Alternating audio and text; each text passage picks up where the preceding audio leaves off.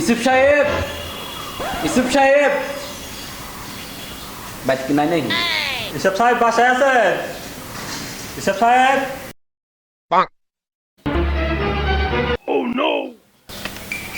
হ্যাঁ, কে বলছেন? আসসালামু আলাইকুম ভাই। ভাই এবার ঈদে কুরবানি দিবেন না? হ্যাঁ ভাই, কোরবানিগুলো তো নিয়ে আসছি। ভাই আপনার কুরবানির কষাই ঠিক হয়েছে নাকি? না ভাই, এখনো ঠিক হয় নাই, এটা নিয়ে খুব টেনশনে আছে আমি। ভাই আমরা তো হাফ কষাই, প্রতি বছর গরু বানাই।